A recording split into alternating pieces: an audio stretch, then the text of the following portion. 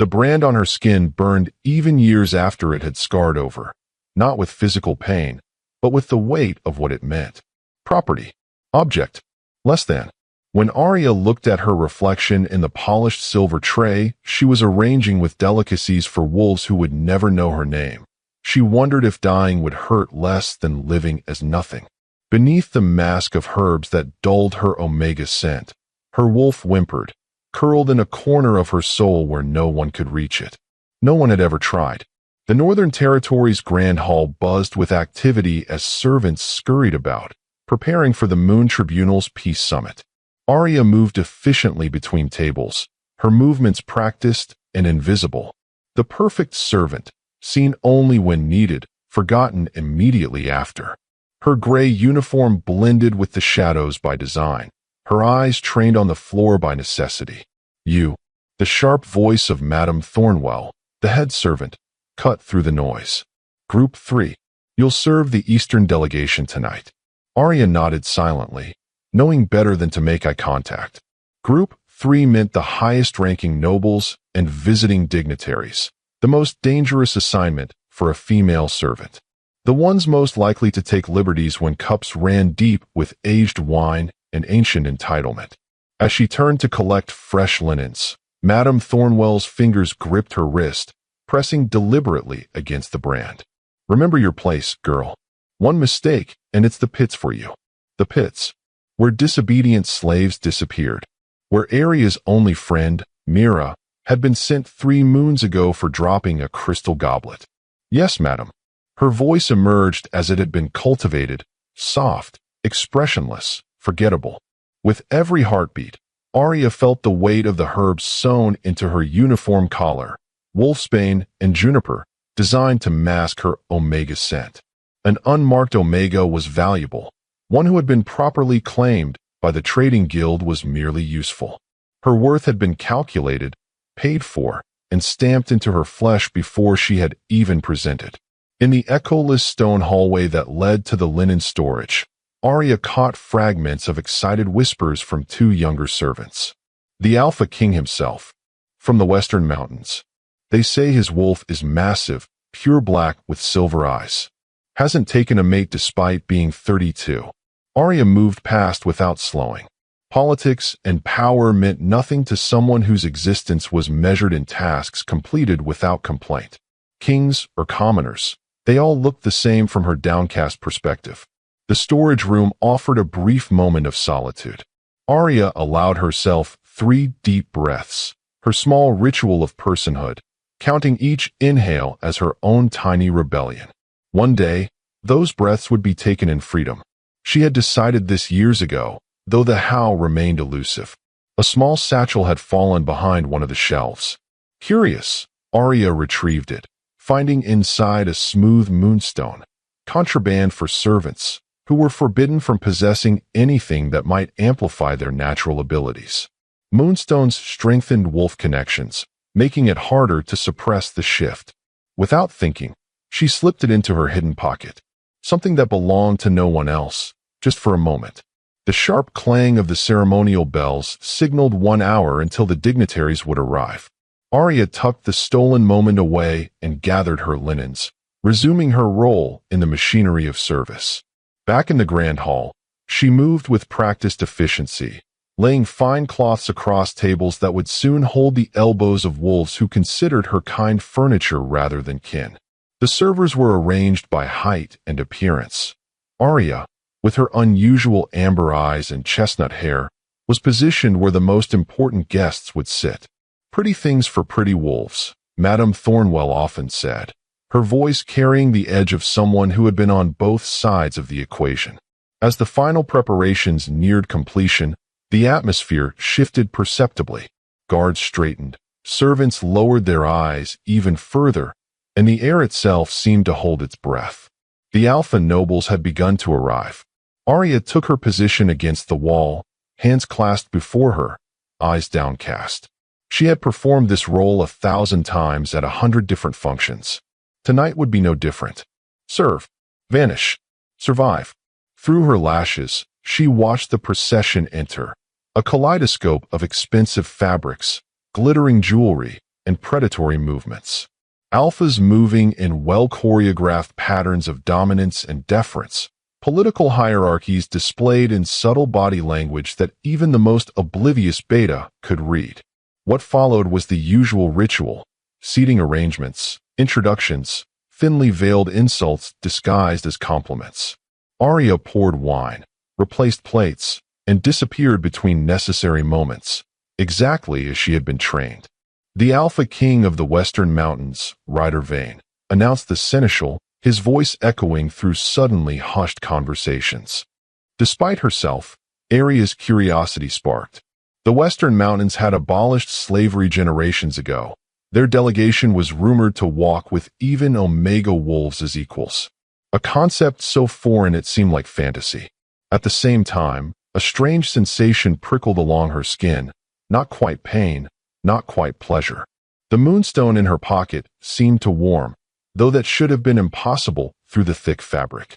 The massive doors swung open wider, and he entered. The air thickened. Her wolf stirred. Actually stirred, for the first time in years. Alpha King Rhyder Vane moved like darkness given form, power contained in deliberate restraint. Tall, broad-shouldered, with midnight hair that brushed his collar and features that seemed carved from the very mountains he ruled. But it was his eyes that arrested every gaze in the room, silver as moonlight, ancient as the primal law that governed their kind. Those eyes swept the gathering with cool assessment, missing nothing, cataloging threats, measuring worth, dismissing pretenders. Then they found her. Aria's training screamed at her to look away, to fade into the wall, to disappear. Yet she couldn't move. Between one breath and the next, something impossible happened. A connection snapped into place, an invisible cord pulling taut between them. Time slowed. The room fell away. Despite the wolfsbane and juniper, despite the years of brutal suppression, her wolf surged forward with such force that Aria nearly gasped aloud. Mate. The recognition wasn't just in her mind. The Alpha King's step faltered, imperceptible to anyone not watching with her intensity, but to Aria, it might as well have been a thunderclap. His nostrils flared slightly, eyes narrowing, head tilting in that subtle way of wolves trying to catch an elusive scent. He found it anyway, despite everything designed to hide her. Madame Thornwell's sharp elbow in her ribs broke the moment. "Wine, girl," she hissed. "Now." Aria's body responded automatically, while her mind remained locked in shock. She collected the crystal decanter with trembling hands and approached the high table where Rhyder Vane now sat at the right hand of the Northern Alpha, Lord Crenshaw. She kept her eyes down, fighting the inexplicable pull to look up, to meet that silver gaze again. Her wolf prowled beneath her skin, more awake than it had been since childhood, demanding recognition. As she leaned to pour the wine, Lord Crenshaw's son, Thorn, shifted his arm deliberately into her path. The decanter tipped, dark red liquid splashing across the pristine tablecloth. "Clumsy bitch," Thorn snarled, his hand striking out with practiced cruelty. The blow never landed. In a movement too fast to follow, Rhyder Vane's hand caught Thorn's wrist mid-air, stopping it with such force that the younger Alpha's bones ground audibly. The room fell silent as death. "Touch her," Rhyder said, his voice soft as falling snow and just as cold, "and you'll lose the hand." Horror and shock rippled through the gathering. No one moved. No one breathed. Under the weight of his stare, Thorn's face drained of color. "She's just a servant," he managed, confusion evident. "Property of the Northern. She is mine." 3 words, spoken with such absolute certainty that they seemed to rewrite reality itself. "My mate." The declaration ignited chaos. Lord Crenshaw sputtered indignantly. Nobles rose from their seats. Guards moved toward the high table, uncertain which Alpha to defend. Aria stood frozen, the decanter still clutched in white-knuckled hands, her entire existence balanced on the knife's edge of this impossible moment. Without breaking eye contact with Thorn, Rhyder extended his hand toward her, not grabbing, not commanding, offering. "Your name," he said, his voice pitched for her alone, though in the stunned silence it carried. No one had asked for her name in so long that Aria's voice stuck in her throat. Her wolf pressed forward, desperate to answer his call. "Aria," she whispered, the sound of her own name strange on her tongue. Something softened in his severe expression. "Aria," he repeated, as if tasting the word. "Come." Lord Crenshaw found his voice at last. "This is outrageous. The slave is northern property, purchased legally, and there is no legal purchase of any wolf within the territories governed by the Moon Treaty," Ryder interrupted, his attention never wavering from Aria. "A fact your council conveniently overlooks at these gatherings." "The peace summit," someone began, "will proceed once my mate is safely under my protection," Ryder finished. His hand remained extended, patient yet unyielding. "Your choice, Aria. Always your choice." Choice.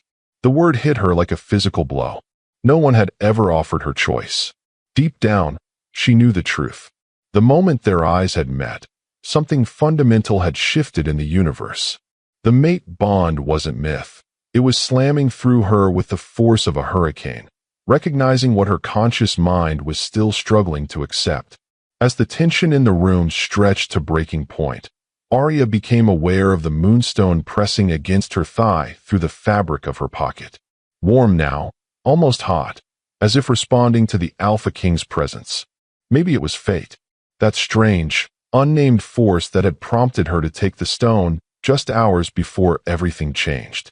Her body moved on instinct, her fingers reaching for his. The moment their skin touched, a visible shudder ran through Ryder's powerful frame.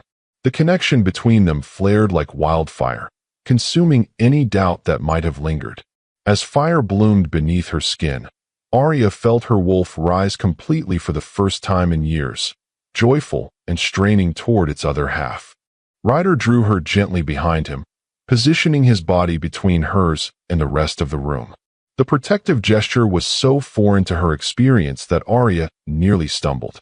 This summit was called to address territory disputes. Ryder addressed the gathering, his voice carrying unquestionable authority. "Perhaps we should begin by discussing the Northern Territory's continued violation of the slavery prohibition clauses." Lord Crenshaw's face purpled with rage. "You dare threaten our sovereignty over a serving girl? Over a claimed Omega who has been disciplined and trained for her position?" "I dare much more than threats," Ryder replied simply. Then, without warning, he turned to Aria. "Show me." She understood immediately what he meant. Slowly, reluctantly, she pushed up her sleeve, revealing the brand that marked her as property of the Northern Trading Guild. The stylized wolf's head surrounded by chains, burned deep enough to ensure the scar would never fade. The air around Ryder changed, growing heavy with the scent of controlled rage. His eyes flashed from silver to black as his wolf surged forward. Without looking away from her brand, he addressed the room with deadly calm. "The delegation from the Western Mountains withdraws from these proceedings immediately." His hand found Aria's again, gentle despite the fury radiating from him. "My people are leaving. All of my people." The implications hung in the air like storm clouds. War, broken alliances, economic collapse for territories dependent on Western trade. All over a serving girl no one had bothered to name. As Ryder guided her toward the entrance where his guards now formed a protective circle, Aria felt the weight of countless eyes burning into her back. The muttering grew, accusations and disbelief swirling around them like poisonous smoke. She hadn't spoken a word beyond her name, hadn't consented or refused, hadn't processed the seismic shift that had just shattered her existence. The bond pulsed between them, new and fragile, yet undeniable. Her fate had changed in an eye blink from own thing to what? Royal mate? Political pawn? Something else entirely? Before they reached the doors, Thorne Crenshaw's voice cut through the chaos. "This is a manipulation. Check her for Moonstone. Omegas use them to fake mate bonds with powerful alphas. It's an old trick." The Moonstone in her pocket felt suddenly heavy as a stone. As if sensing her panic, Ryder's hand tightened around hers. "We leave. Now." His voice brooked no argument. Not from her, not from anyone. As they stepped through the massive doors into the cool night air, Aria's world tilted on its axis. Behind her lay everything she had ever known: captivity, invisibility, survival. Before her stretched something unimaginable: possibility. Her heart skipped as the unknown future rushed toward her. The Alpha King, her supposed mate, towered beside her, his presence both terrifying and exhilarating. And just like that, everything changed. His touch burned hotter than the iron that had branded her, not with pain, but with a terrifying promise. Freedom came with a price, and Aria wondered if exchanging one master for another, even one called mate, was truly escape or merely a more beautiful cage. The Western Mountains delegation moved with military precision through the Northern Territory's sprawling grounds, a formation of black-clad guards surrounding Ryder and Aria like a living shield. No one spoke. The tension vibrated in the air, thick enough to choke on, as the distant sounds of chaos erupted from the summit hall behind them. "My lords," a northern servant rushed toward them, his face pale with panic. "The gates have been ordered sealed. Lord Crenshaw demands." "Lord Crenshaw," Ryder interrupted without breaking stride, "is about to learn the difference between demands and consequences." As if summoned by his words, a bone-chilling howl split the night, joined immediately by another, then another, until the chorus surrounded the entire compound. Wolves. Dozens, perhaps hundreds, their voices harmonizing in the ancient call of a pack rallying to their alpha.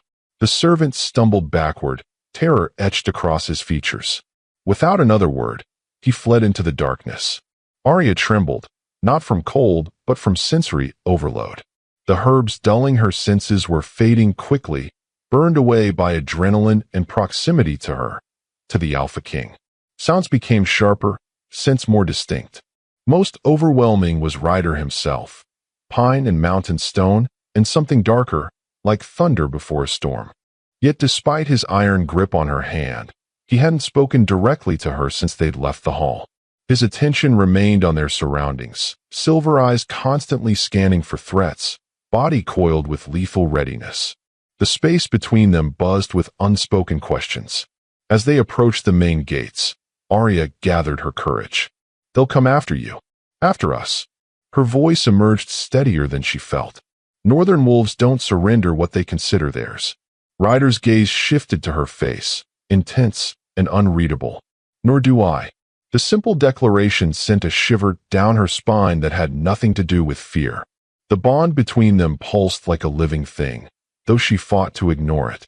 Mate bonds could be rejected, she reminded herself. Nothing was truly fated, only convenient or inconvenient. Without warning, the massive iron gates swung open before them. Beyond stood an army of shifted wolves, their eyes gleaming in the moonlight, the Western Mountain Pack in battle formation. At their center waited an enormous black wolf with eyes like liquid silver, obviously Ryder's second-in-command by the deference shown. "Liam will ensure safe passage," Ryder explained, finally addressing her directly. "We've secured a property 3 miles beyond northern borders. Neutral territory." From there, Aria moved through events as if in a dream. Guards shifted to wolf form, flowing like shadows through the night.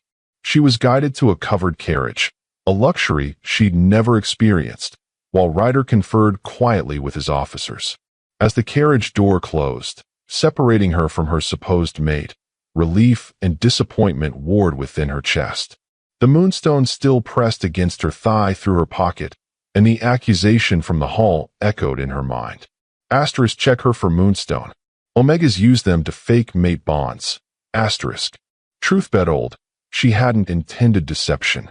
She'd simply pocketed a beautiful thing, a small act of rebellion. Now it seemed like damning evidence against her. In the quietness of the carriage, Aria extracted the stone. It pulsed with gentle silver light, warm against her palm.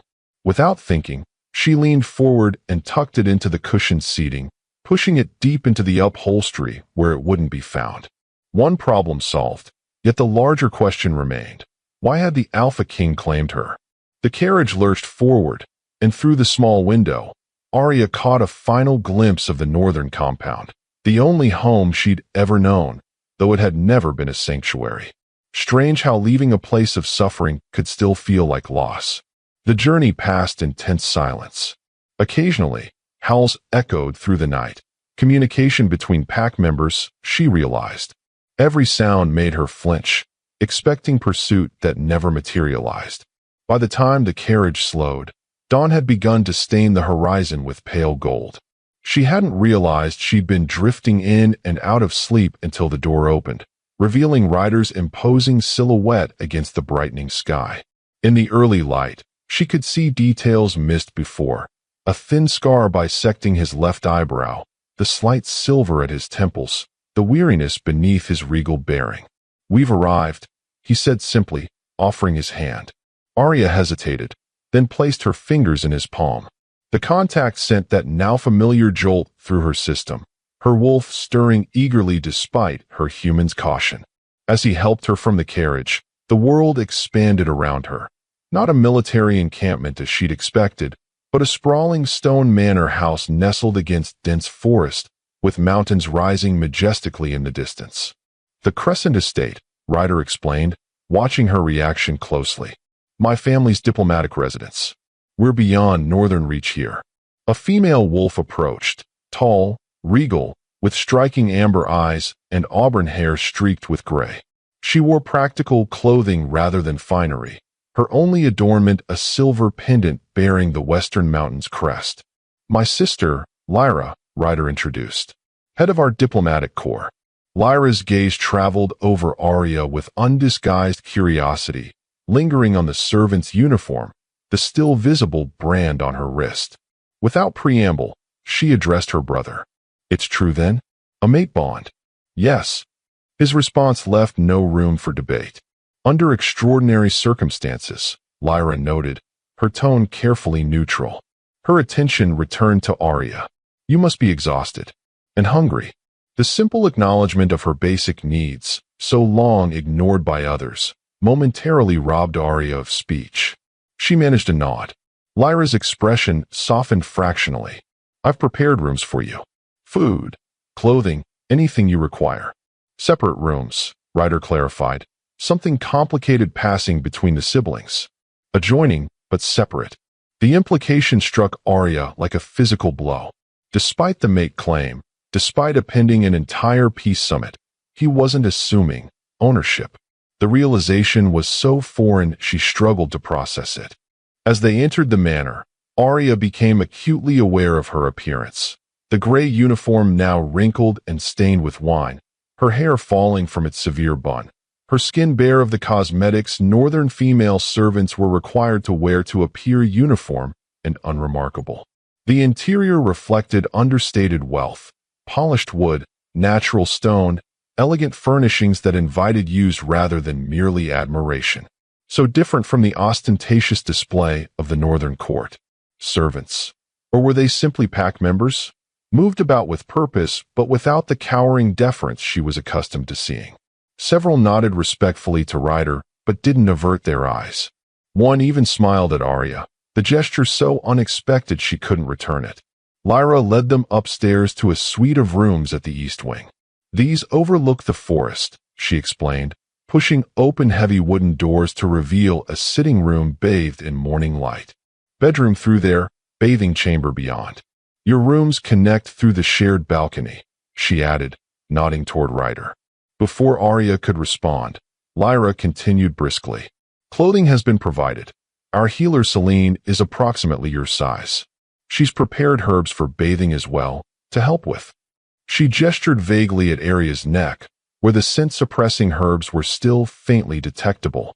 "Thank you," Aria managed, the words feeling rusty and inadequate. "I'll leave you to settle in." Lyra squeezed her brother's arm in a silent gesture of support before departing, closing the door softly behind her. The sudden privacy was overwhelming. Aria stood rooted in place, unable to move further into rooms larger than any she'd been permitted to occupy, unable to look directly at the Alpha who had claimed her before an entire summit. Between them, something cracked, the careful restraint Ryder had maintained since their flight from the Northern Territory. In 3 long strides, he crossed to the windows and flung them open, inhaling deeply as if the manor's walls were suddenly too confining. When he turned back, his eyes had darkened to storm gray. "You have questions." It wasn't a question itself. Aria swallowed hard. "Why did you do it? Claim me. You know why." His voice roughened. "You felt it too." "The mate bond," she acknowledged, forcing herself to meet his gaze. "But you're an Alpha King. You could have ignored it. Many do, for political reasons." Ryder's expression sharpened. "Is that what you were taught? That mate bonds can be dismissed for convenience?" "I was taught nothing except obedience." The words escaped before she could temper them, raw with years of suppressed bitterness. His jaw tightened, anger flashing across his features before he mastered it. "The bond can't be ignored. Not by me." He took a measured step toward her. "But it can be rejected. By you." The air thickened with tension. Her wolf stirred beneath her skin, pressing forward with such insistence that Aria's eyes shifted involuntarily from brown to gold. As the wind shifted through the open windows, his scent enveloped her, stronger now without the herbs to dull her senses. "What happens if I reject it?" she whispered. "Pain," he answered honestly. "For both of us. We would survive, but it would be difficult." Understatement of the century. Her wolf seemed to growl. The bond between them pulsed visibly now, a silver thread connecting their bodies that grew more tangible with each passing moment. As the silence stretched, Ryder's shoulders tensed almost imperceptibly. "You need rest. Time to think." He moved toward the balcony doors. "Food will be brought. Anything else you require, you have only to ask." He was giving her space, freedom to choose. The concept was so alien that Aria couldn't formulate a response. Without another word, Ryder stepped onto the shared balcony, pausing at the threshold to his own rooms. "One truth before I go," he said, his voice dropping to a register that made her skin prickle with awareness. "I would have stopped the summit for any enslaved wolf, but I would have burned down the entire Northern Territory for you." The intensity of his declaration hung in the air between them as he disappeared into his quarters, leaving Aria alone with the weight of choices she'd never been permitted to make and the terrifying possibility that freedom might mean choosing him. Luxury could be its own form of prison. Aria discovered this as she sat wrapped in silk robes worth more than her entire existence, watching sunrise glint off crystal bottles containing perfumes she wasn't sure how to apply. Freedom meant choices, and choices required knowledge she'd never been allowed to acquire. 3 days had passed since their arrival at the Crescent Estate. 3 days of careful distance maintained by Ryder, who seemed to sense her need for space despite the mate bond pulling tighter with each passing hour.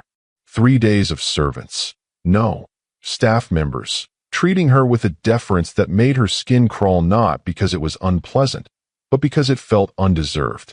The Alpha King of the Western Mountains had upended international politics for her, yet barely knew her name, which meant, Aria reasoned, that the mate bond was either manipulation or madness. Perhaps both. With restless energy, she paced the luxurious chambers that still felt more like accommodations than home. The clothes provided fit well enough, simple tunics and trousers rather than dresses, as if Lyra had intuited her preference for mobility over adornment. The scent-suppressing herbs had been replaced with a milder mixture that allowed her natural omega scent to emerge gradually, preventing the shock to her system that immediate withdrawal would have caused. Every consideration had been made for her comfort. Yet beneath the solicitous attention lurked unspoken questions about her past, about her future, about the expectations that came with being claimed by an Alpha King. A soft knock interrupted her thoughts, not at her main door, but at the balcony entrance. Her pulse quickened as she moved to answer it, knowing only one person would approach from that direction. Ryder stood outlined against the morning sky, more casually dressed than she'd yet seen him. Dark trousers and a simple white shirt unlaced at the collar, revealing the hollow of his throat. Without the formal attire of kingship, he appeared somehow more approachable, yet no less powerful. "May I come in?" he asked, his deep voice stirring something primal in her chest. Wordlessly, Aria stepped back, allowing him entry.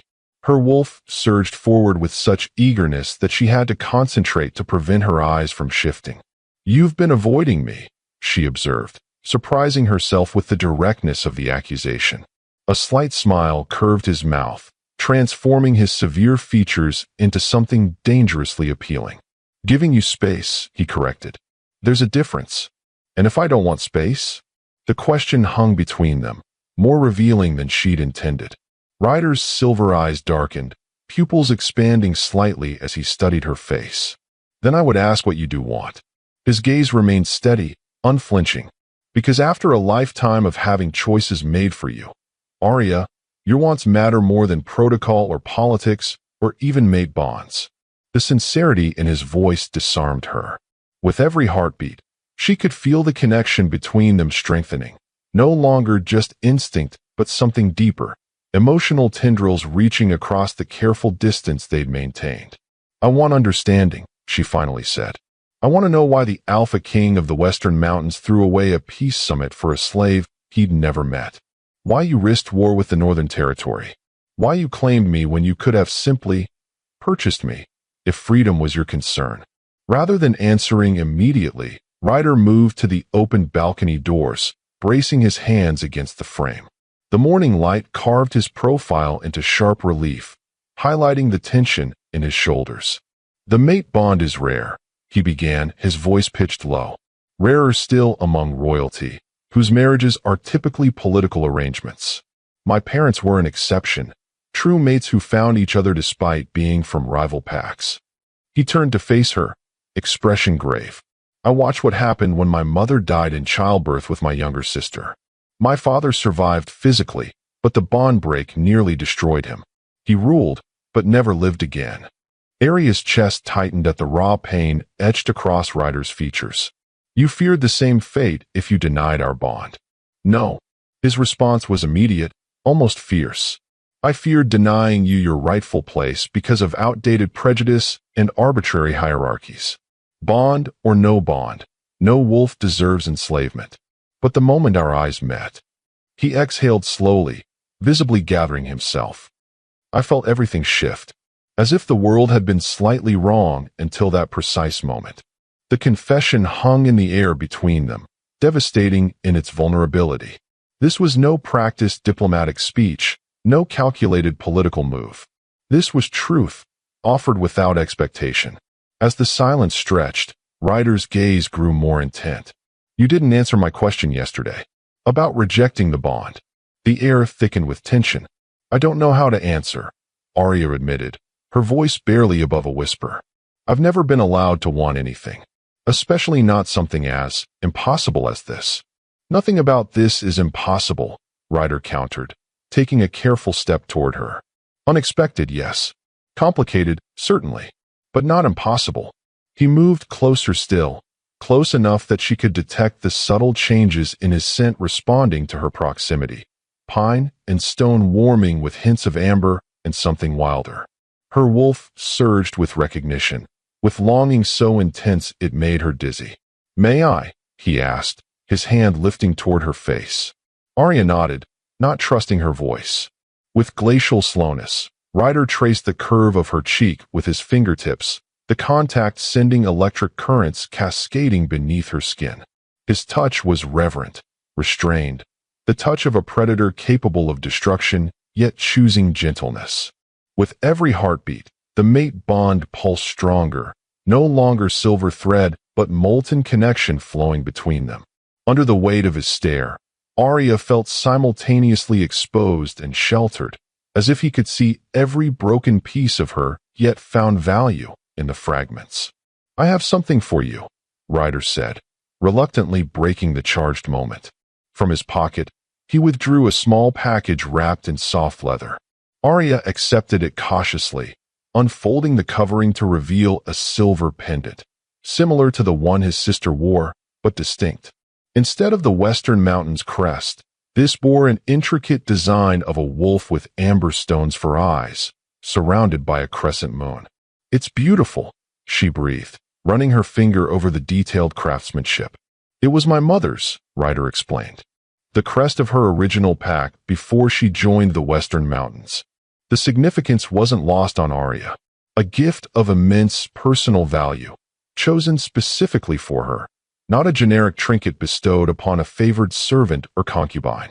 "I can't accept this," she protested, even as her fingers curled protectively around the pendant. "You can," he countered, his tone gentle but firm. "Not as my mate. That choice remains yours. But as a free wolf who deserves to carry symbols of her own choosing, not brands forced upon her flesh." Tears pricked unexpectedly at Aria's eyes. She had cried exactly twice in her memory, once when first branded, and once when Mira disappeared to the pits. Both times, the tears had been private, hidden, weaknesses that could be exploited. These tears felt different, not sorrow but something overwhelmingly like hope. "Thank you," she managed, the words wholly inadequate. Ryder nodded, understanding passing between them without further explanation. "There's something else," he said, his expression shifting subtly. "Information you should have before making any decisions about your future." The sudden seriousness in his tone sent a chill down Aria's spine. "What information?" "My diplomatic team has been investigating your background. Standard procedure when bringing any new wolf into royal protection," he explained. "They found something unexpected in the Northern Territory's slave registry." Her wolf bristled defensively. "What?" "Discrepancies in your acquisition documents. Inconsistencies in your origin story." His silver eyes held hers steadily.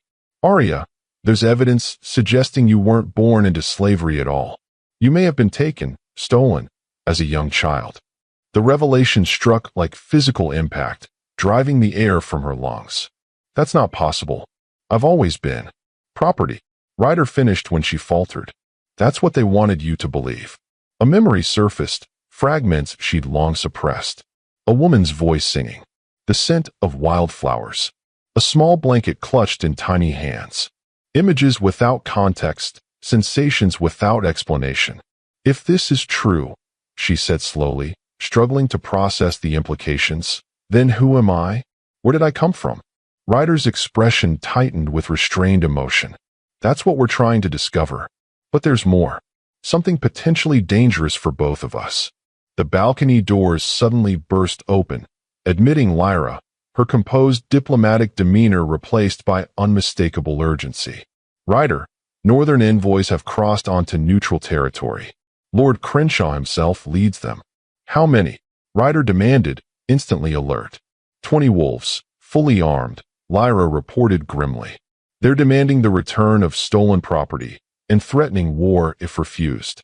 The space between one breath and the next stretched into eternity as Aria processed what this meant. They had come for her, to reclaim their investment, to punish her escape, to erase the embarrassment of an Alpha King choosing a slave as mate. Ryder's voice cut through her rising panic. "Assemble the council. Full defensive positions." He turned to Aria, his expression softening despite the crisis. "You have a choice. Face them at my side as potential future Luna, or remain here under guard. Either way, you will not be surrendered. Not now. Not ever." As the tension broke around them, Aria made the first truly free decision of her life. With trembling fingers, she fastened his mother's pendant around her neck. "I'll stand with you," she declared, her voice stronger than she felt. "Not because of the mate bond, but because I refuse to be property again." Something like pride flashed across Ryder's face, quickly masked by determination as he extended his hand. "Then we faced them together." As their fingers interlaced, the bond between them flared with such intensity that both their eyes shifted simultaneously, his to Alpha Silver, hers to Omega Gold. In that moment, the incomplete fragments of Aria's identity seemed less important than the unshakable certainty taking root within her chest. She might not know who she had been, but she was beginning to understand who she could become. Standing beside an Alpha King should have made her feel powerful. Instead, Aria's fingers curled around the crescent pendant at her throat as Lord Crenshaw's gaze burned into her with such hatred that she wondered if freedom was worth the price others might pay for it. The great hall of the Crescent estate hummed with barely contained aggression. On one side stood the Northern Territory delegation, 20 wolves in formal attire that didn't quite conceal the weapons beneath. Lord Crenshaw occupied the center position, his aging features twisted with indignation, flanked by his son Thorn and a thin, spectral man Aria recognized with a jolt of fear. Master Kell, head of the Northern Trading Guild, the man whose signature authorized every brand pressed into slave flesh. Opposing them, Ryder's Council formed an imposing barrier. Lyra, the diplomatic chief, a massive bear of a man introduced as Garrison, war commander, and 3 other high-ranking pack members whose names blurred in Aria's anxiety. Behind them stood a dozen elite guards, their expressions stone, hands resting casually on sword hilts. Between these forces, Ryder stood with deceptive calm, one hand resting lightly at the small of Aria's back. The touch anchored her, though whether it was the mate bond or simply his unwavering presence, she couldn't tell.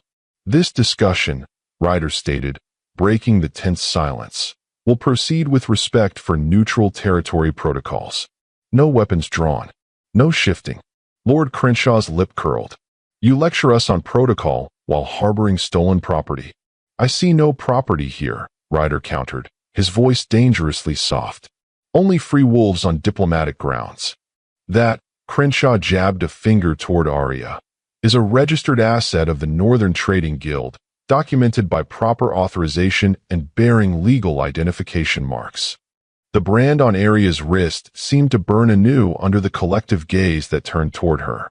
Unlike in the summit hall, however, she wasn't wearing servant's gray but a simple tunic of western mountain blue, the sleeves deliberately shortened to display her unmarked wrist, the brand concealed by a leather cuff Lyra had provided. Master Kell stepped forward, his thin voice carrying surprising authority. Remove the covering. Show the mark. Before anyone could respond, Thorn Crenshaw added with vindictive satisfaction, and search her for Moonstone. Omegas have tricks for manipulating alpha responses. The mate bond is clearly fabricated. Genuine confusion flickered across Ryder's features, so brief that only Aria, attuned to him through their strengthening bond, noticed it. He didn't know about the Moonstone she'd found and hidden. The accusation had true foundation, even if her intentions had been innocent. Shame bloomed hot in her chest. Yet as quickly as it arose, a countercurrent of defiance surfaced. She had not engineered this situation. She had not asked to be claimed or rescued or thrust into international politics. As the tension thickened, Aria straightened her spine and addressed Lord Crenshaw directly. Would you like to explain how I came into Northern possession? Her voice emerged stronger than she expected. The exact circumstances of my acquisition. Confusion replaced some of Crenshaw's arrogance. What nonsense is this? You were born property, like all your kind. Interesting. Lyra stepped forward, a document case in her hands. Our investigation into territory slave registries suggests otherwise. Subject number 3472. The designation given to Aria appears in Northern records 17 years ago without birth documentation, purchase transfer, or breeding registration. Master Kell's sallow complexion paled further. Administrative oversight. Nothing more. Or evidence of kidnapping. Garrison rumbled, his massive arms crossing over his chest. Trafficking a freeborn wolf across territory lines. A direct violation of the Moon Treaty, punishable by. Enough, Crenshaw barked. We didn't come to debate ancient paperwork. We came for what belongs to us. Throughout the escalating exchange, Ryder had remained silent, his silver gaze calculating as he observed the Northern delegation. Now he spoke, his tone deceptively conversational. You've brought the Trading Guild Master to a diplomatic meeting, he noted. Curious choice. Unease rippled visibly through the Northern party. Master Kell shifted his weight, eyes darting toward the exit. Unless, Ryder continued, this isn't about a single escaped slave at all. Unless recovering Aria is crucial because of what she might remember, what she might reveal. The atmosphere in the hall changed, charged with newly dangerous currents. Aria felt it like electricity against her skin. Ryder wasn't improvising. He was executing a carefully planned strategy, using the Northern delegation's arrival exactly as he'd anticipated. What are you implying, Alpha Vane? Crenshaw demanded, though his heartbeat had accelerated noticeably, detectable even to Aria's recently unshackled senses. "I'm not implying anything," Rhyder replied smoothly. "I'm stating that your trading guild has been systematically abducting freeborn Omega wolves, particularly children, from neighboring territories for nearly 2 decades, falsifying documents, erasing identities." The accusation landed like a physical blow. Several northern delegates exchanged alarmed glances. "Preposterous," Crenshaw blustered, but the denial lacked conviction. Master Kell, however, had gone completely still, the unnatural stillness of a predator about to strike or flee. His gaze locked onto Aria with such calculating malevolence that she instinctively pressed closer to Rhyder. "The Omega means nothing," Kell said suddenly, his voice oddly flat. "A simple servant. Hardly worth international incident." "Then why come in force to reclaim her?" Rhyder challenged. "Why risk violating neutral territory?" No answer came. Instead, something silent passed between Crenshaw and Kell, a nearly imperceptible nod. Without warning, Thorn lunged forward, not toward Rhyder as everyone expected, but directly at Aria. "If she's so precious to you," he snarled, claws extending despite the no-shifting rule, "perhaps we should ensure you have nothing to claim." Everything happened with disorienting speed. Guards surged forward. Lyra shouted a warning. Rhyder moved to intercept, but the angle was wrong, the distance too great. Yet what should have been a fatal moment revealed something unexpected. Aria wasn't helpless. Years of navigating treacherous service among unpredictable alphas had honed instincts she'd never been permitted to acknowledge. As Thorn's claws slashed toward her throat, Aria dropped and pivoted, using his momentum against him. He careened past, off balance, directly into Garrison's massive fist. The young alpha crumpled unconscious to the marble floor. Stunned silence fell over the hall. Aria stood frozen, as shocked by her own reflexes as everyone else appeared to be. The pendant at her throat seemed suddenly warmer, though that had to be imagination. "Enough!" Ryder's voice cut through the tension, power rolling off him in palpable waves. "This meeting is concluded. You will take your son and leave neutral territory immediately, Lord Crenshaw. Further aggression will be considered an act of war." The Northern Alpha's face contorted with barely contained rage. "This isn't over. That slave has diplomatic protection under Western Mountain law," Rhyder interrupted. "More importantly, she has my personal protection. Consider carefully what that means before your next move." As guards moved to escort the Northern delegation out, Master Kell's calculating gaze remained fixed on Aria. "Clever little doll," he murmured, too softly for most to hear. "But do you remember the blanket? The one with silver threads and a moon stitched in blue?" The seemingly nonsensical question struck Aria like lightning. Images cascaded through her mind, a soft blanket clutched in small hands, a woman's gentle voice, the scent of wildflowers and fresh bread. The memory was so vivid, so unexpected, that she gasped aloud. A triumphant smile spread across Kell's gaunt features. "I thought not," he whispered. "But you will. And when you do..." Guards separated them before he could finish, marching the Northern delegation from the hall. The threat, however, lingered like poison in the air. Rhyder was at her side instantly, concern evident in his expression. "Are you hurt?" Aria shook her head, struggling to process what had just happened. "He knew something. About my past. A blanket with silver threads and a moon stitched in blue," Rhyder completed, his voice oddly tight. "Aria, that's..." Before he could continue, Lyra approached urgently. "The documents you requested have arrived from the Western Archives," she informed Rhyder, her expression grave. "And you were right. The royal crest of the Crescent Line bears a silver-threaded blue moon. The bloodline supposedly extinguished in the Southern Rebellion 20 years ago." Under the weight of his stare, Aria struggled to comprehend the implications. "What are you saying?" Garrison joined them, his massive presence somehow reassuring rather than threatening. "The timing matches," he confirmed gruffly. "The age, the disappearance, it could be her." Rather than explain, Rhyder took Aria's hand and led her to a small anteroom adjoining the Great Hall. There, spread across a table, lay ancient documents, and one magnificent tapestry depicting a royal family tree. At its bottom branch, a name had been embroidered and then violently crossed out. Princess Ariana of the Crescent Line, presumed dead. "This is impossible," Aria whispered, her fingers hovering over the defaced name. "I'm nobody. A servant. Property." "No," Ryder countered, his voice gentle but firm. "You're the last survivor of the Crescent royal bloodline, the rightful heir to the Southern Territory throne." And, he added, something complicated passing through his expression, "betrothed from birth to the Western Mountains royal line as part of an alliance treaty never fulfilled because of your family's overthrow." The pendant at her throat seemed suddenly heavy, its significance transforming from simple gift to royal insignia. "Your mother's pack," she realized aloud. It wasn't just any pack. It was the Crescent Line, he confirmed. "Our families were allies for generations." "The pendant recognized you, Aria. Royal artifacts carry old magic, responding only to true bloodline. That's why it warned you when Thorn attacked." As the silence stretched, truth unraveled between them in all its messy complexity. The mate bond hadn't appeared by cosmic accident.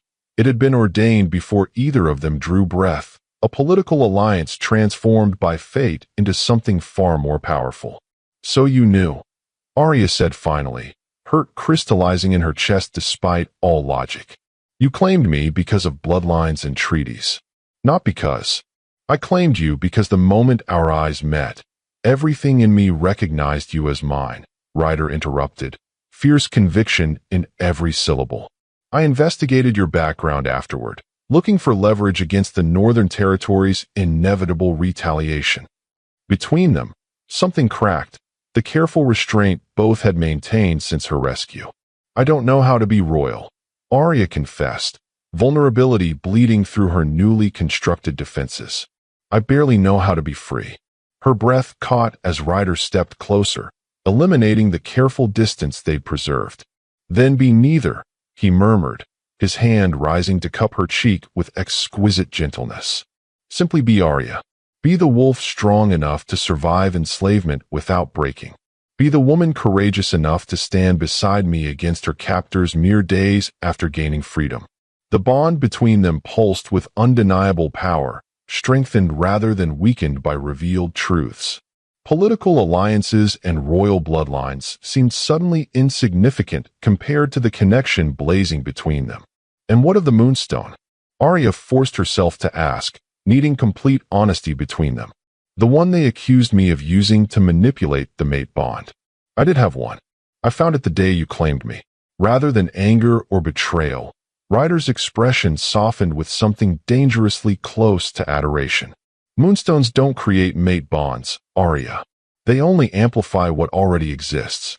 Royal wolves in particular respond powerfully to them. It's in our bloodlines." Her wolf surged forward, pressing so close to the surface that Aria's eyes shifted involuntarily to liquid gold. As the space between them burned with potential, the final barriers of caution and propriety threatened to dissolve completely. But before either could move, an urgent knock shattered the moment. Lyra entered without waiting for response, her expression grim. "The Northern delegation has departed," she reported, "but they've left something behind. A formal challenge document bearing the Trading Guild seal." Her troubled gaze shifted to Aria. "They're invoking ancient law, the right of claimed property." "What does that mean?" Aria asked, unease coiling in her stomach. Ryder's expression darkened to something truly dangerous. "It means they're challenging my claim to you," he answered, rage barely contained beneath his controlled exterior. "And by ancient law, they're demanding trial by combat for the right to take you back." The forgotten princess stood alone in moonlight, fingers tracing the crest that had awaited her return for 17 years, while outside her window, an Alpha King prepared to spill blood for a mate whose heart he had yet to claim. Destiny had never been so merciless, nor choice so impossible. Dawn was still hours away as Aria examined the royal artifacts Lyra had brought to her chambers, remnants of a heritage she couldn't remember, proof of an identity that felt like someone else's clothing, ill-fitting and foreign against her skin. a silver circlet inlaid with moonstones, ceremonial robes in crescent blue bearing the royal insignia, documents detailing bloodlines and territorial claims. And most haunting of all, a child's blanket with silver threads and a moon stitched in blue, recovered from Western Mountain archives where it had been preserved as evidence of the presumed assassination of the Crescent Line's youngest member. "You don't have to wear any of it," Lyra spoke from the doorway, her normal diplomatic composure softened by genuine concern. "Royal trappings don't make you royal, Aria. The blood does that." "Blood I don't remember carrying," Aria countered, setting down the circlet. "I feel like an imposter." Lyra crossed the room with purposeful strides, her expression serious but kind, which is precisely what they intended when they stole you. Not just your freedom, but your identity, your memories. She touched the blanket gently, but they couldn't change what flows in your veins. The pendant at Aria's throat seemed to warm in agreement. Since the confrontation hours earlier, it had become more than jewelry, a talisman connecting her to forgotten heritage, responding to her emotions with subtle variations in temperature and luminosity that only she could detect. "Why reveal me now?" Aria asked, the question that had tormented her since the revelation. "After all these years, why did Master Kell practically announce my identity in front of witnesses?" "Because they're desperate," Lyra replied grimly. "The challenge for claimed property is a desperate gambit. They don't simply want you back as a slave. They want to prevent you from ever remembering, from reclaiming your birthright to the Southern Territory, which adjoins Northern Territory lands." Aria realized, political geography lessons from serving at diplomatic functions surfacing in her memory. If the Southern Royal Line were restored, the Northern Trading Guild would lose their primary trafficking routes, Lyra confirmed. More importantly, evidence of their role in the Crescent Line assassination would threaten the entire Northern power structure. The scope of implications staggered Aria. This wasn't simply about one escaped slave. This was about territories, power structures, and crimes hidden for nearly 2 decades. She had been reduced to property not just for convenient service, but as deliberate erasure of royal bloodline. "Where is Ryder?" she asked, the question emerging unbidden. Something complicated passed through Lyra's expression. "Preparing. The challenge must be answered by tomorrow's moonrise according to ancient law." "He can refuse," Aria insisted. "This is archaic nonsense. Trial by combat over a person as if I were a disputed hunting ground." "He won't refuse," Lyra said softly. "Not just because of the mate bond, though that alone would drive him to accept, but because refusing would acknowledge their claim has merit, that you could be property at all. Then I should be the one to fight," Aria declared, frustration burning through her veins. "This is my freedom, my identity at stake, not his." Lyra's expression shifted to one of surprised respect. "You're more royal than you realize," she observed. "That combination of practicality and pride is pure Crescent bloodline. Your mother had it too." The casual mention of her mother, a woman Aria had no memory of, landed like a physical blow. "You knew her?"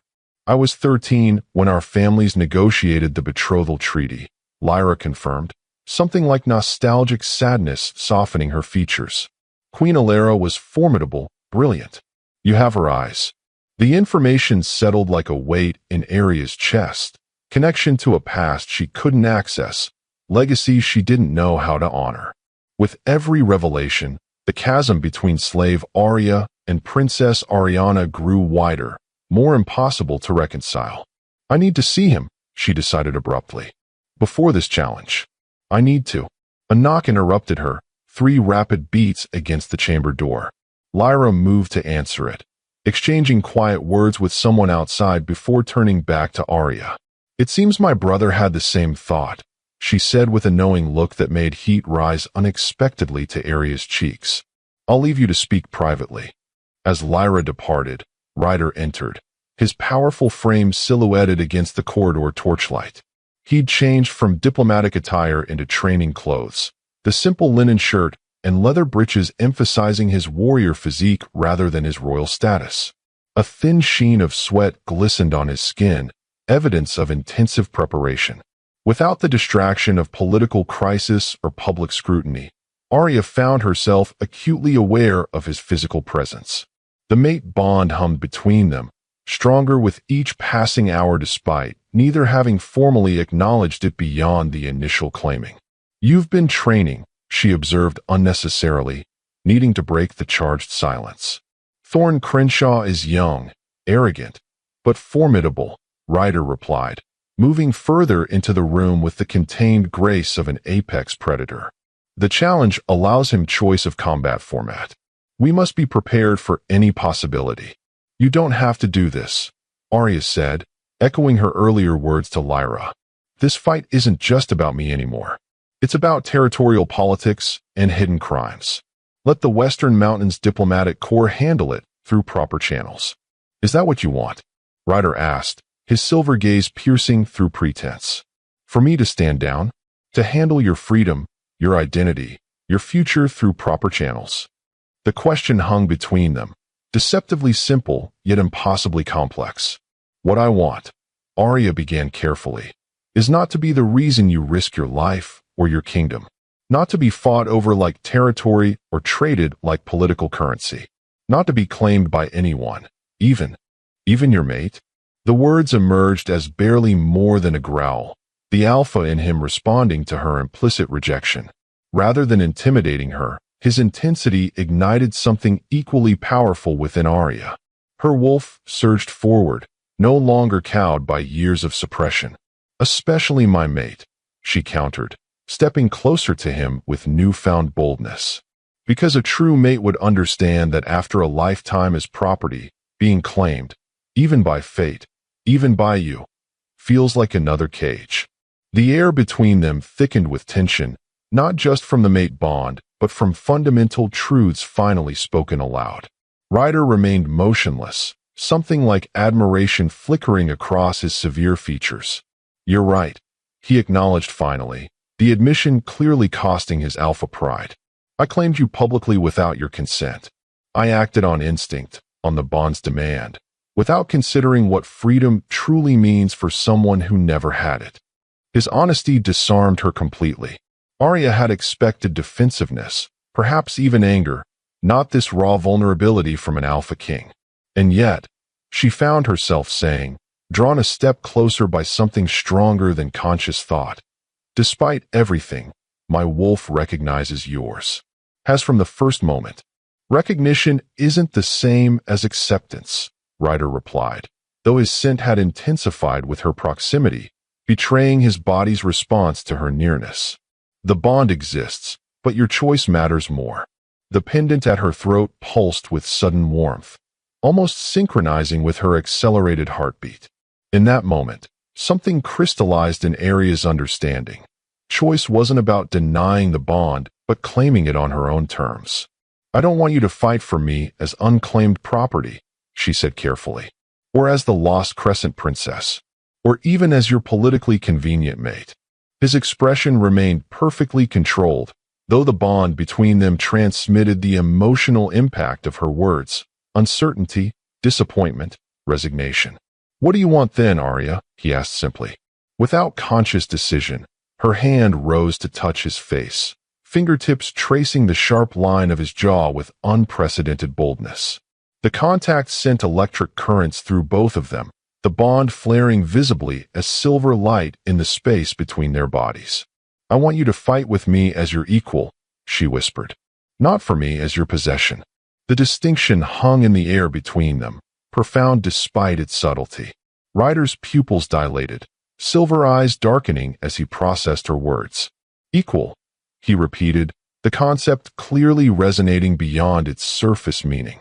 His hand covered hers where it rested against his cheek, engulfing her smaller fingers with gentle strength. "In all things." The question carried layers of implication.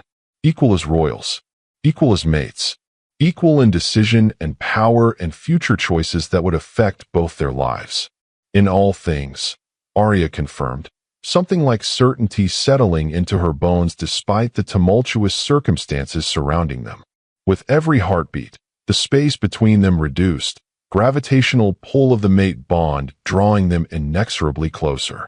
Aria's wolf pressed forward with unprecedented eagerness, no longer fighting the connection but embracing its potential.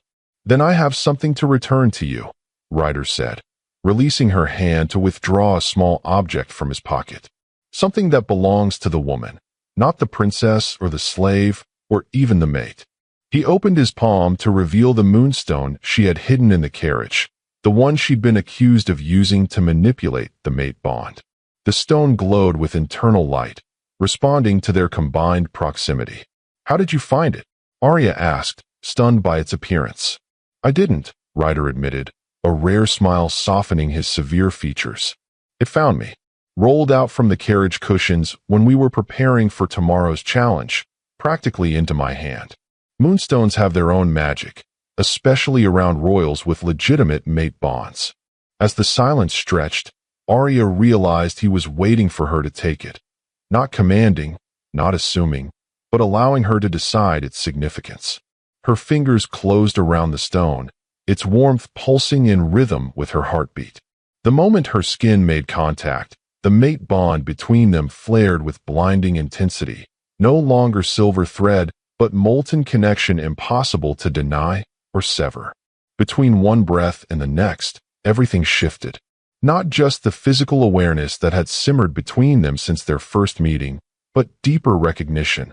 Souls aligned across fate and circumstance, finding each other despite impossible odds.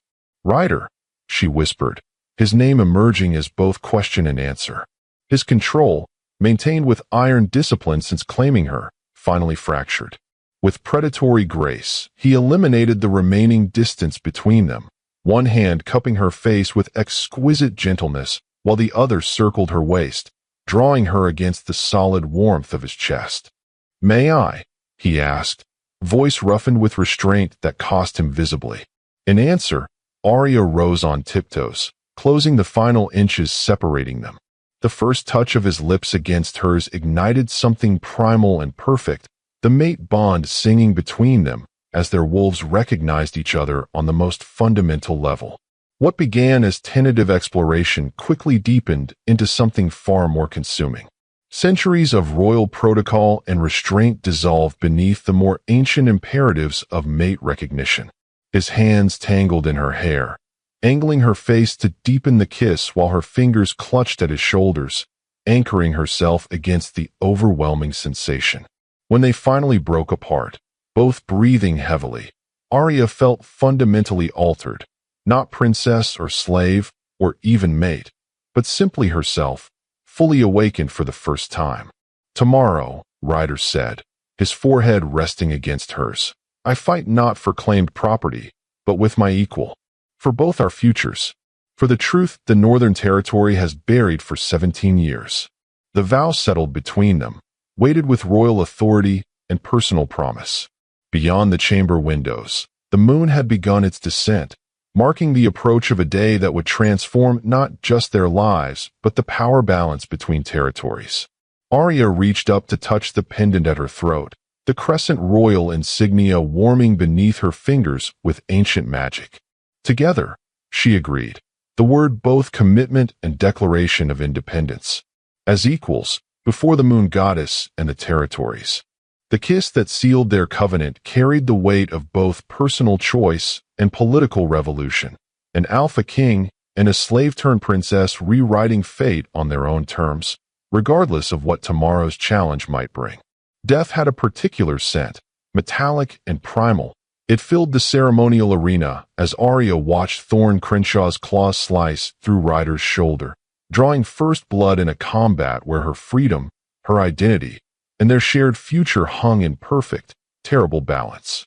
In that crimson moment, she realized loving an alpha meant accepting that his blood might spill for promises made in moonlight. The challenge ground sprawled across neutral territory, an ancient circular arena carved into stone generations ago, when disputes between wolves were settled by fang and claw rather than diplomatic treaties. Tiered seating surrounded the combat space, filled with representatives from all territories who had traveled swiftly to witness the unprecedented spectacle, an Alpha King fighting for acclaimed mate against Northern Territory challengers. Morning had transformed Aria from former slave to public figure. Under Lyra's guidance, she had donned clothing that symbolically bridged her identities. A simple but elegant tunic in crescent blue, Western Mountain silver thread at the hems, her brand deliberately uncovered to remind all witnesses of northern crimes. The pendant containing her royal crest rested prominently at her throat, no longer hidden, but displayed as deliberate declaration. Meanwhile, power politics unfolded around her existence. The Southern Territory, ruled by Northern puppets since the Crescent Line's fall, had sent panicked representatives. Eastern diplomats watched with calculating interest.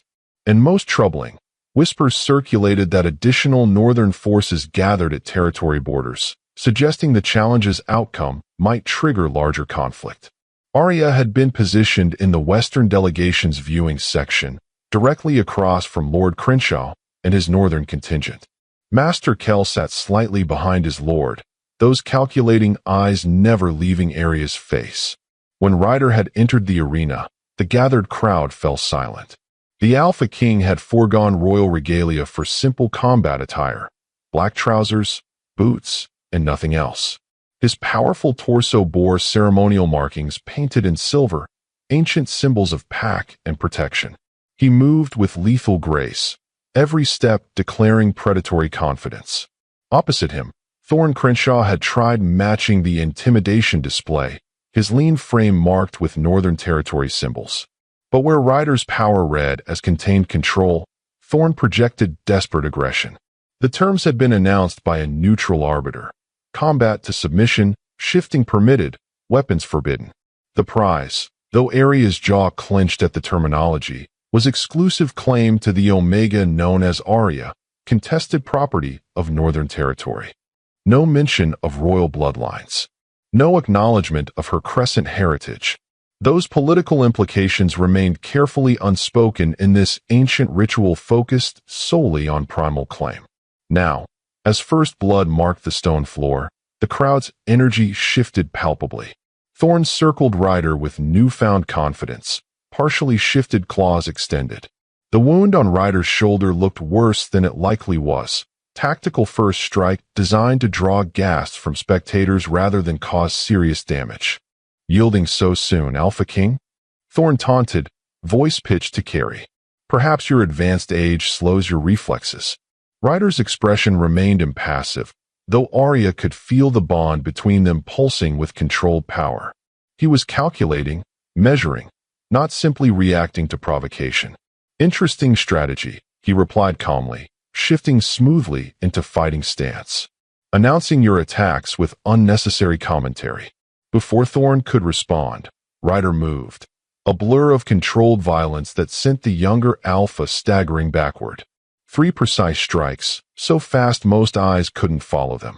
Thorne's chest now bore matching claw marks, deeper than his own attack had inflicted. The crowd roared its approval, primal excitement overriding political affiliations. This was wolf justice in its most ancient form, speaking to instincts that transcended diplomatic niceties. Lyra leaned closer to Aria, her voice pitched below the crowd's noise. He's restraining himself, fighting for show rather than quick victory. Why? Aria questioned, tension coiling through her body as she watched blood drip from both combatants. Because this isn't just about winning the challenge, Lyra explained grimly. It's about public demonstration of Northern crimes. Every minute this continues gives witnesses time to see what they've done, to question why they fight so desperately to reclaim one supposed slave. The explanation made strategic sense, yet watching Ryder deliberately extend combat, accept wounds he could avoid, it twisted something primal in Aria's chest. The mate bond transmitted echoes of his physical state, his control, his power, but also the sting of torn flesh and the effort of restraint. Without warning, Thorne lunged with unexpected speed, catching Ryder in a maneuver that sent both wolves crashing against the arena wall nearest the Northern delegation. Lord Crenshaw rose halfway from his seat, anticipation written across his features. In the momentary tangle of limbs, something passed between the combatants. Words too quiet for spectators to hear, but Aria saw Ryder's expression harden instantaneously. When they separated, The Alpha King's calculated restraint had vanished. Silver eyes had darkened to obsidian, his partial shift progressing further than before, claws lengthening, canines extending, the powerful muscles of his back rippling with barely contained transformation. What happened? Aria whispered urgently to Lyra. What changed? But the answer came from an unexpected source. Garrison, the war commander, who had positioned himself protectively behind Aria's seat. Leverage, he growled, disgust evident. Young Crenshaw just threatened something more valuable than this challenge. Before she could question further, Ryder attacked with terrifying precision. No longer fighting for show or strategic delay, each strike targeted vulnerability with ruthless efficiency. Thorn staggered backward, overwhelmed by the sudden onslaught, his earlier confidence evaporating beneath superior skill and strength. Within moments, the younger Alpha was on defensive retreat, blood flowing from multiple wounds as he struggled to maintain footing. The crowd's roar intensified, bloodlust rising as dominance displayed itself in primal terms all wolves understood. Yield, Ryder commanded, voice distorted by partial shift. Yield now and retain some dignity. Instead of submission, desperation flashed across Thorn's features. His gaze darted toward his father, then to Master Kell, whose slight nod communicated something significant. As if pulled by a string, Thorn's hand moved to his waistband, extracting something that glinted in the midday sun. A blade, wickedly curved and unmistakably coated with some substance that didn't match the metallic sheen of regular steel. Poison, Garrison snarled, already moving toward the arena entrance. Monkshood extract, fatal to royal bloodlines. The forbidden weapon raised gasps of outrage from neutral witnesses. The Arbiter moved to intervene, but distance and protocol slowed response. Under the weight of his stare, Aria watched horror unfold as Thorn lunged with desperate speed, blade aimed at Ryder's exposed torso. Time seemed to slow. The bond between them flared with blinding intensity, no longer just emotional connection, but something more tangible. Without conscious thought, Aria gripped the pendant at her throat, the royal crest burning beneath her fingers as something ancient and powerful surged through her veins. No. The word tore from her throat, not just sound but command carrying the weight of royal blood. What happened next would be discussed in territory histories for generations. The moonstone in her pocket, the one Ryder had returned to her, blazed with sudden light visible even through the fabric. The pendant at her throat responded in kind, silver fire seeming to engulf her fingers without burning. That energy arced across the arena like lightning, connecting directly with Ryder at the exact moment Thorn's blade would have struck. Silver light enveloped the Alpha King, his eyes flaring with matching radiance. With impossible speed, he caught Thorn's wrist mid-strike, the poisoned blade stopping inches from its target. Royal magic, someone gasped nearby. Crescent line power. The moment hung suspended, the entire arena frozen in shock as visible evidence of Aria's heritage manifested beyond denial. Then Ryder moved, twisting Thorn's arm with controlled violence until bones snapped audibly. The blade clattered to the stone floor as the Northern Alpha howled in pain. In one fluid motion, Ryder forced his opponent to his knees, claws positioned at the vulnerable juncture of neck and shoulder, the killing position in wolf combat. Yield, he commanded again, voice carrying absolute authority. Broken and bleeding, Thorn had no choice. I yield, he gasped, the formal submission echoing across suddenly silent witnesses. The Arbiter moved forward quickly. Challenge complete. Victory to Alpha King Rhyder Vane of the Western Mountains. Claim to the Omega confirmed by ancient law and combat right. But Ryder hadn't released his defeated opponent.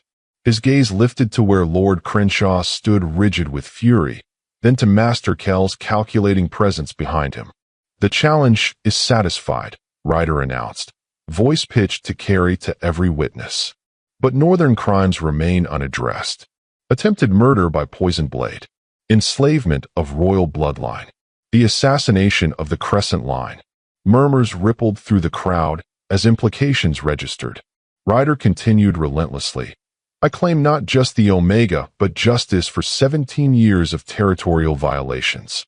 The Southern Territory rightfully belongs to the Crescent heir, to Princess Ariana, last of her bloodline, whom you enslaved and branded as property. Chaos erupted in the Northern delegation. Lord Crenshaw bellowed denials while Master Kell made a swift, furtive movement, hand signals to figures positioned around the arena's perimeter. Garrison noticed immediately, barking commands to Western guards. Between one heartbeat and the next, the challenge ground transformed from ceremonial space to tactical battlefield. Northern agents emerged from the crowd, weapons drawn. Western guards formed protective formations around key figures. Eastern and Southern representatives scattered in panic. Amidst the erupting chaos, Aria's focus remained fixed on Rhyder. Blood streaked his powerful frame, yet he moved with undiminished grace as he dispatched Thorn to Western guards and crossed the arena toward her, silver eyes never leaving her face. The bond between them pulsed almost visibly, strengthened rather than weakened by the public display of her power. As he reached the Western delegation section, diplomatic protocol shattered completely. Rhyder vaulted the barrier separating spectators from arena floor, landing directly before her. The Northern delegation is attempting evacuation, Garrison reported urgently. Kell's already slipped away. We need to secure the princess, Rhyder interrupted, his attention never wavering from Aria. And prepare for territory war. The North won't surrender their puppet control of the South without bloodshed. Around them, protective formations tightened as Western forces responded to emerging threats. Yet in the eye of this storm, Aria found herself strangely calm. The pendant at her throat had cooled, its power receding but not vanishing. The moonstone in her pocket remained warm against her thigh, connecting her to something larger than immediate danger. You knew I could do that, she said quietly to Rhyder, understanding dawning. The royal magic. You provoked this public demonstration deliberately. His blood-streaked face softened momentarily, pride evident beneath tactical focus. I suspected, he corrected. Crescent bloodline women historically manifested protective powers when their mates faced mortal threat. But suspicion isn't proof. We needed incontrovertible evidence of your heritage before neutral witnesses. So you risked death by poisoned blade. Aria concluded, torn between admiration for his strategic brilliance and fury at his self-endangerment. I risked everything the moment I claimed you, Rhyder countered, something fierce and tender transforming his battle-hardened expression. And would again, 1,000 times over. The declaration hung between them, weighted with blood and combat and public testament. Not flowery courtship or political convenience, but wolf truth stripped to its essence, protection, sacrifice, commitment transcending rational calculation. As chaos swirled around them and the foundations of territorial power trembled, Aria made her choice. With deliberate movement, she reached for his bloodied hand, twining their fingers together in public declaration. Not claimed, she corrected firmly. Chosen. By both of us. His smile, rare and transformative, flashed briefly before tactical necessity reasserted itself. We need to move. Northern reinforcements will arrive within hours. Lyra appeared at their side, already coordinating evacuation plans. The Western contingent is ready. Southern representatives are requesting asylum, those not aligned with Northern interests. And the East? Rhyder questioned. Declaring neutrality while calculating advantage, Lyra replied with diplomatic precision. Typical. As preparations accelerated around them, Aria found herself at the center of political revolution sparked by her very existence. Former slave to contested property to revealed princess in mere days, the transformation should have overwhelmed her. Instead, with Ryder's hand still entwined with hers, the path forward seemed suddenly, strangely clear. The Southern Territory, she said, decision crystallizing. We go there first, not as conquerors, but as liberators. My people have lived under Northern control for 17 years. They deserve to choose their allegiance freely. Surprise and approval flickered across multiple faces. This was not the suggestion of a former slave accustomed to following orders, but a royal heir claiming birthright responsibility. The South has strategic advantages for defensive positioning, Garrison acknowledged, already mentally recalculating, and symbolic value that could rally additional support. It's also directly challenging Northern territorial claims, Lyra cautioned, though her expression suggested admiration rather than disagreement. Ryder's silver gaze remained fixed on Aria, something like pride mingling with tactical assessment. Are you certain? Once we make this move, there's no retreat. It's open declaration of war against the Northern Territory. The question hung between them, not testing or doubting, but ensuring her full understanding and consent. The bond transmitted his absolute commitment to whichever path she chose. Aria's fingers tightened around his, the moonstone in her pocket pulsing in rhythm with her decision. They declared war the moment they stole a royal child and branded her as property, she answered, certainty hardening her voice. I'm simply acknowledging reality and bringing it into the light.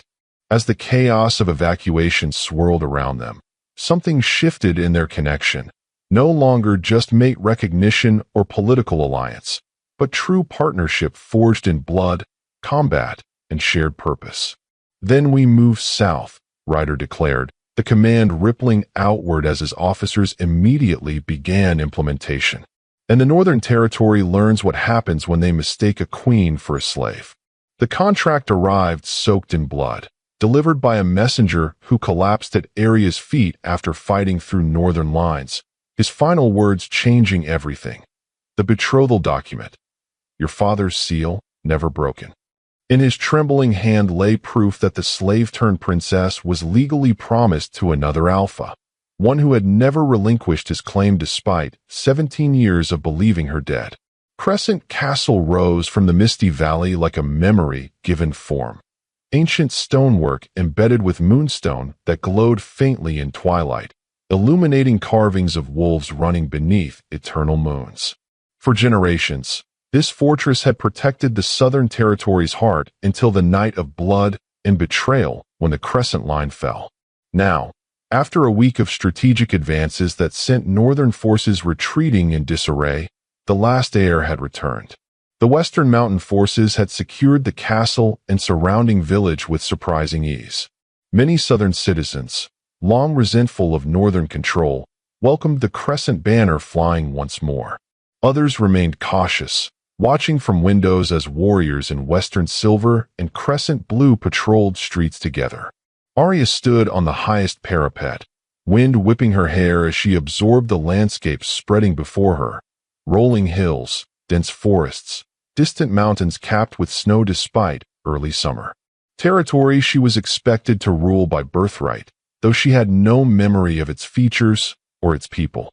Your mother brought you here each morning, a soft voice said behind her, to greet the sun and remember what you protected. Aria turned to find an elderly woman watching her with tear-bright eyes.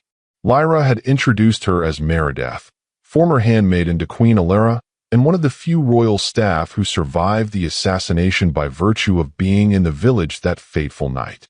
I have no memories of this place, Aria admitted, fingers touching the pendant at her throat as if it might somehow transfer recollection.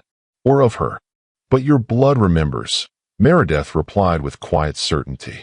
The castle recognized you the moment you crossed the threshold. The stones awakened. It was true. Upon entering her ancestral home, Aria had felt something stir around her, the embedded moonstones brightening visibly, a shiver running through ancient foundations like a sleeping giant slowly waking. The Western guards had looked around in alarm, while Southern servants fell to their knees in wonder. Crescent magic, ancient and elemental.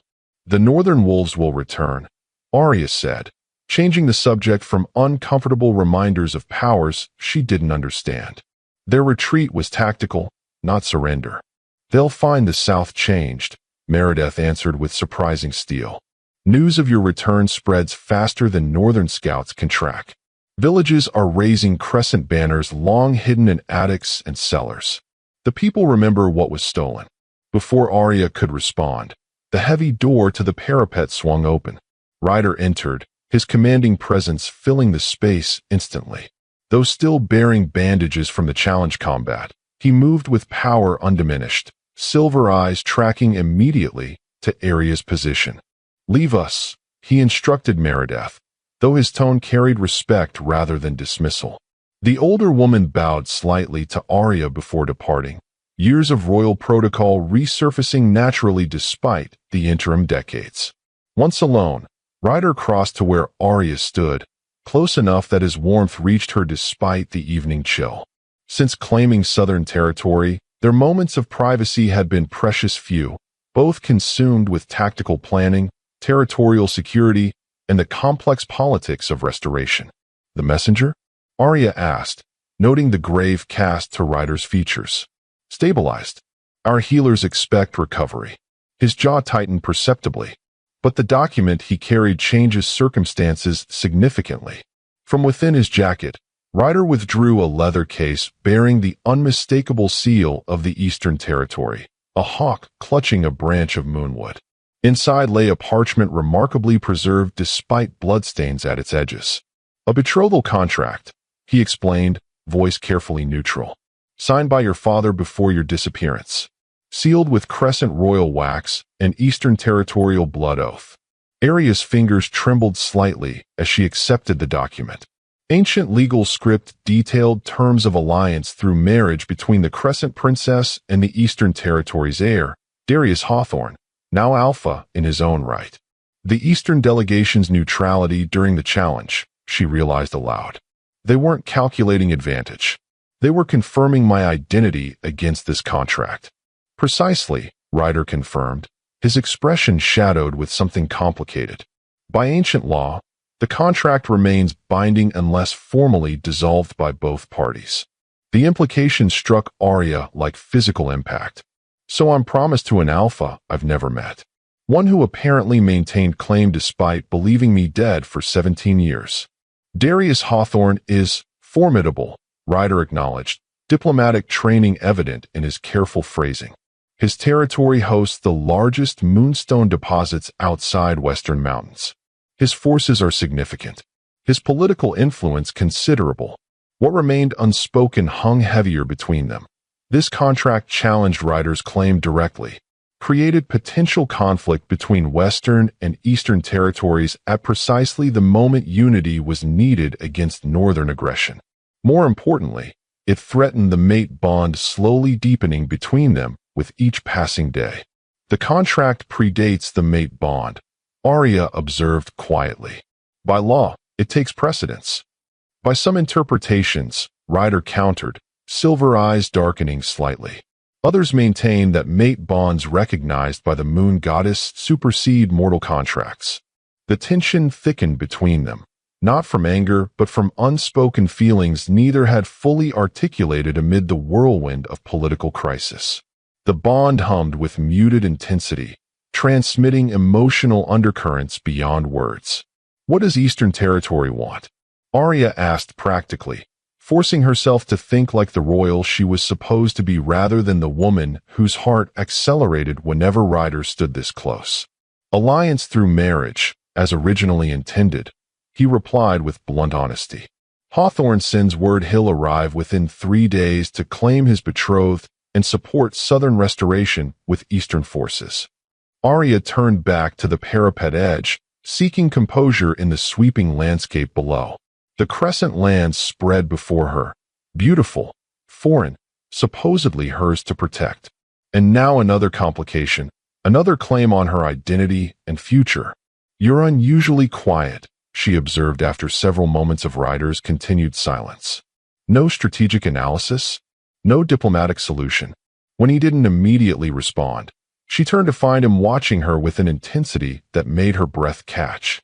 The careful restraint he'd maintained since their arrival in Southern Territory had thinned dangerously. "I have several strategies," he admitted, voice roughened with emotion he rarely displayed. "None of which honor the freedom of choice I promised you." The candid admission struck deeper than calculated reassurance would have. Between them, the mate bond flared with sudden heat, responding to vulnerable truth. "Tell me," Aria requested, closing the distance between them by one deliberate step. Ryder's expression darkened further, silver eyes now stormy gray with suppressed feeling. The Alpha in me wants to challenge Hawthorne directly. Blood combat for mate claim regardless of ancient contracts. Her pulse quickened at the raw possessiveness in his voice, her wolf responding with answering intensity. The king in me, he continued, visibly reining himself back, recognizes the strategic value of Eastern alliance through marriage. Combined with Western support, it would create overwhelming force against Northern aggression. Another step closer, drawn by something beyond conscious thought. And the man? She whispered. What does he want? The question shattered something fundamental in Ryder's careful control. With predatory grace, he eliminated the remaining distance between them, one hand rising to cradle her face with devastating gentleness. The man, he growled softly, wants his mate. Contract or no contract. Politics be damned. The confession ignited something primal between them, the mate bond surging with such force that Aria's eyes shifted involuntarily to molten gold. Beneath her palm, his heartbeat thundered against powerful muscle, echoing the rhythm pounding in her own chest. I should be considering Southern Territory interests, she murmured, even as her body swayed closer to his heat. Weighing Eastern alliance against Western support. Being the princess everyone suddenly expects. And what does Aria want? He countered, echoing her earlier question, fingers threading through her hair with exquisite care. Not the princess. Not the political piece. You. The distinction meant everything. Recognition of her personhood beyond bloodlines and politics, beyond even the mate bond itself. I want choice, she answered honestly. Real choice, not obligation disguised as destiny. His silver eyes searched hers intently. Even if that choice isn't me? The vulnerability beneath the question struck deep. This powerful alpha, this mountain king who had upended international politics for her, revealing uncertainty that his diplomatic mask never showed the world. Without conscious decision, Aria rose on tiptoes, eliminating the final distance between them. My wolf chose you the moment our eyes met, she whispered against his lips. But now the woman chooses too. Not because of bonds or bloodlines or ancient magic. Because you've given me the one thing no one else ever has. The freedom to decide my own fate. The kiss that followed consumed them both. No longer tentative exploration, but hungry claiming on both sides.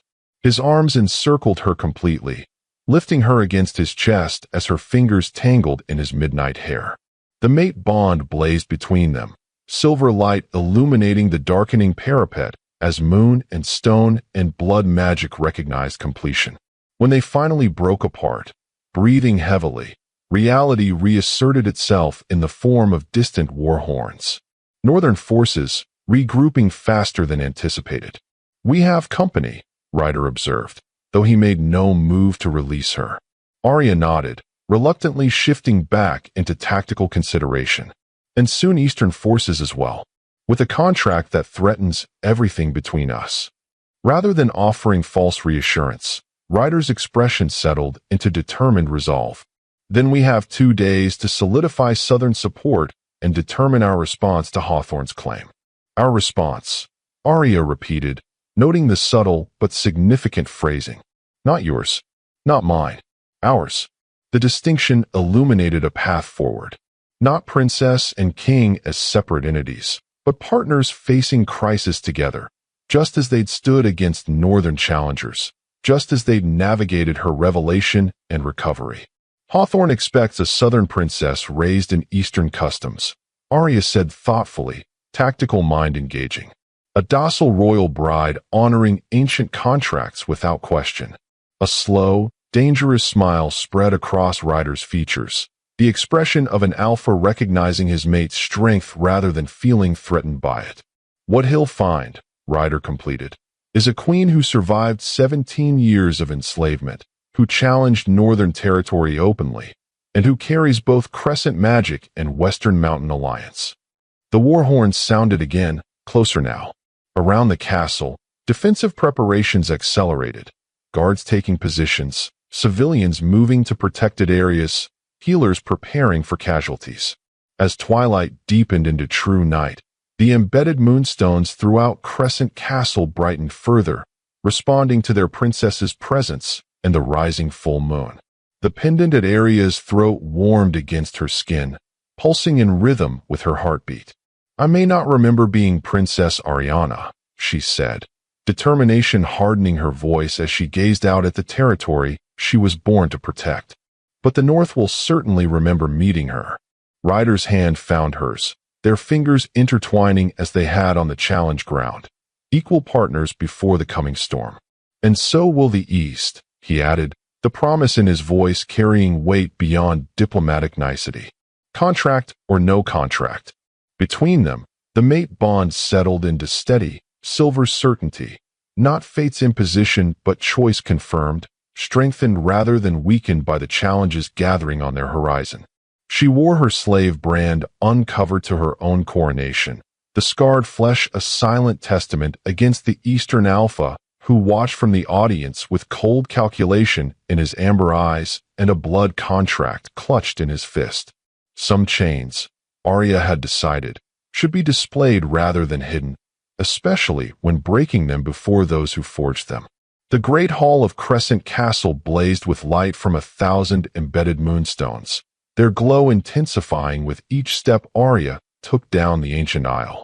Representatives from all territories, save the conspicuously diminished northern delegation, rose as she passed, some with genuine reverence, others with wary assessment of the slave-turned-royal whose existence had upended territorial politics within a fortnight. The Eastern Territory contingent stood rigidly formal, their alpha at the forefront. Darius Hawthorne cut an impressive figure, tall and leonine with amber eyes and sun-streaked hair, his aristocratic features schooled to diplomatic neutrality despite the betrothal contract's public rejection only hours earlier.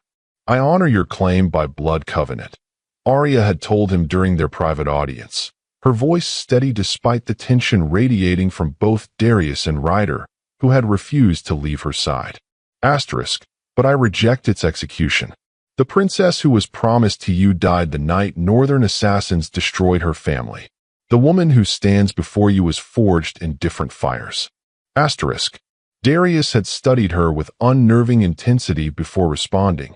"The contract bears stipulations should either party reject fulfillment. Blood price must be paid, in service, in alliance, or in territory concession."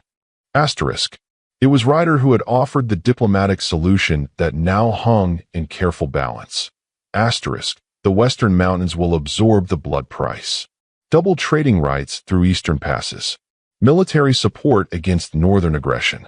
And recognition of Eastern territorial expansion into disputed Northern lands once the conflict resolves." Now, as Aria approached the ancient throne carved from moonstone-infused granite, she felt the weight of that negotiation and the unspoken truth behind it. Ryder had sacrificed significant Western advantage to secure her freedom from the betrothal, not as Alpha claiming property, but as mate honoring choice. The Southern Territory's ancient coronation regalia waited upon velvet cushions, a silver circlet embedded with crescent-shaped moonstones, a ceremonial cloak bearing the crescent-line crest, and most significantly, the royal signet ring last worn by her murdered father. Elder Meredith stood ready to conduct the ceremony, her weathered hands steadier than her voice as she began the ritual invocation to the moon goddess. Aria's gaze found Ryder among the gathered dignitaries. The Alpha King stood with perfect military bearing, his silver eyes never leaving her face. Unlike the Eastern contingent's careful neutrality, his expression held open pride, not possessive but affirming, recognizing her journey from slave to sovereign. The mate bond between them had strengthened impossibly after their decision to face Eastern claims together, transforming from silver thread to unbreakable connection that hummed with constant awareness.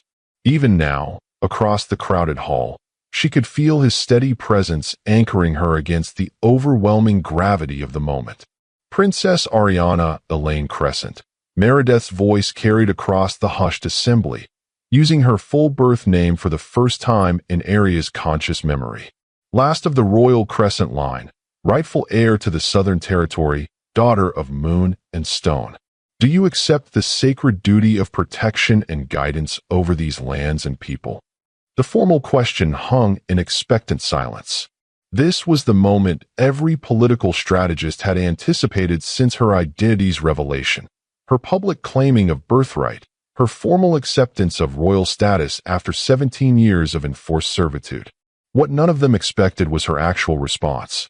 "I cannot accept what was never truly lost," Aria answered, her voice clear and carrying to the farthest corners of the hall.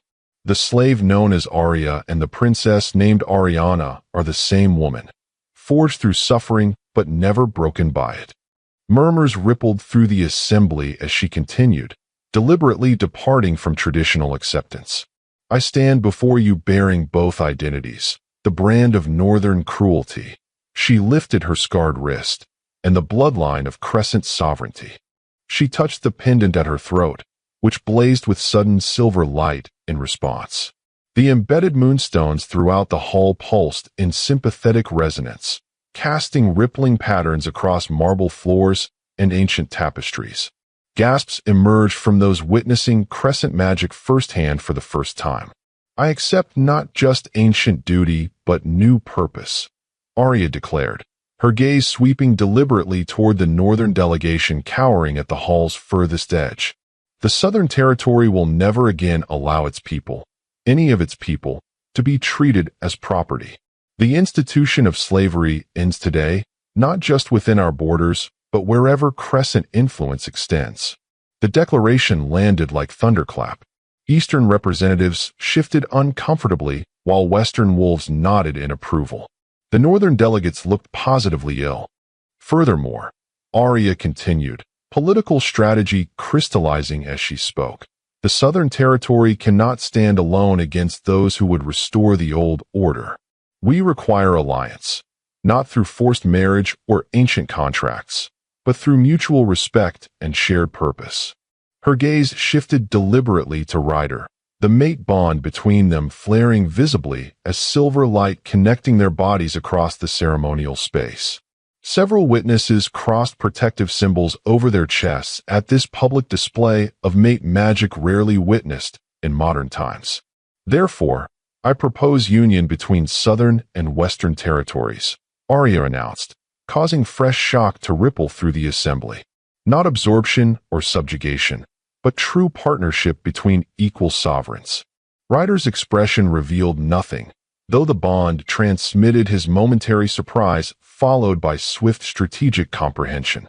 They had discussed various defensive alliances, but not this direct proposal, which transcended personal relationship to forge new territorial reality.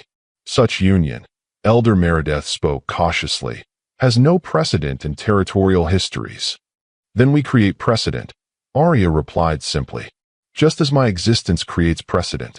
Just as this moment creates new possibility." The elder hesitated, centuries of protocol warring with unprecedented circumstance.